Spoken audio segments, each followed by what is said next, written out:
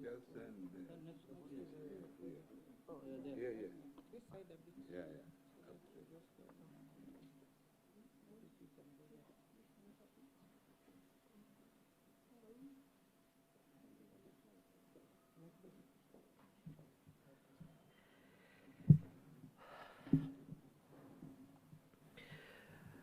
Good evening, ladies and gentlemen, and fellow Kenyans. Thank you for turning up for this briefing, which we promised to be doing every day until the matter before us is concluded. The mortal remains of our departed leader, former Prime Minister Raila Odinga, arrived today, touching down at the Kenyatta International Airport at 9:30 a.m. and welcomed tumultuously by thousands of grief-stricken mourners. President William Ruto and former President Uhuru Kenyatta led the family and dignitaries in the solemn state reception. The hearse carrying the remains of the late Prime Minister Raila Odinga was escorted from Jomo Kenyatta International Airport all the way to Kasarani Stadium, a nearly 40 kilometers journey by thousands of mourners, arriving there shortly after 2:30 p.m. Upon arrival at Kasarani Stadium, military honors, prayers, and viewing of the body were done in the attendance of President William Ruto, former President Uhuru Kenyatta, family, dignitaries, and the top military command of the country.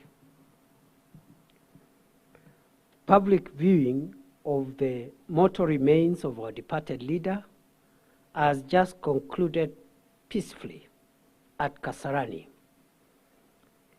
And we had intended to extend that viewing to as far as it would have become necessary, because we didn't want to give any mourner a reason to doubt that we all collectively want to mourn the late Prime Minister as much as possible. The National Committee on the state funeral of the late Prime Minister Raila Odinga is grateful to the thousands of mourners who continue to mourn him in dignity, and requests for calm and order as the mourning period gets into the second day tomorrow. Tomorrow, there will be a state funeral service at Nyayo Stadium beginning 9 a.m. Guests are required to be settled by 8 a.m.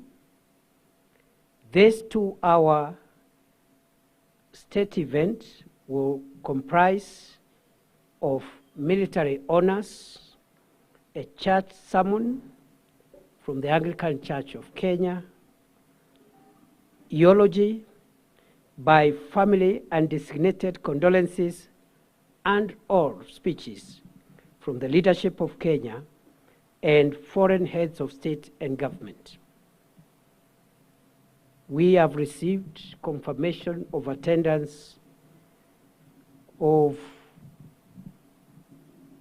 a fairly significant number of foreign heads of delegations at the highest level, and we have also received formal condolences from many heads of state and government from East Africa, from Africa, and from other continents around the world. there will be a public viewing of the remains of the late Prime Minister Raila Odinga after that state event. And therefore, those who want to continue mourning our departed leader have no cause to worry. There will be another opportunity, and we will stretch that opportunity from around 12 o'clock noon to as far as possible to give the highest number of mourners an opportunity to mourn and pay their last respects to their departed leader. The next briefing will be done tomorrow, Friday 17th of October 2025 at 6:30 p.m. here. And as Kenyans are aware, the government has declared tomorrow a public holiday to allow Kenyans to mourn the late Prime Minister Raila Odinga more conveniently. We have the apologies of the co-chairman of the National Funeral Committee, National State Funeral Committee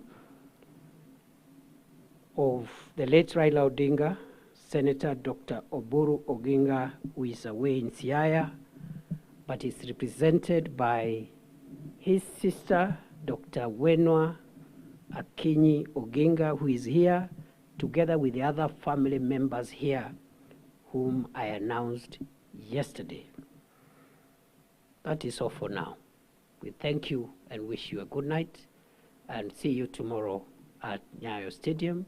We continue condoling with the family and associates, friends and community, and the entire fraternity of Kenyans and international friends who knew the late Prime Minister, and continue to pray that his soul may rest in eternal peace. Thank you very much and have a good evening. Thank you. Thank you, bro. See you tomorrow. Did we pray for you? Thank you. You've done very well. You need a lot of prayer.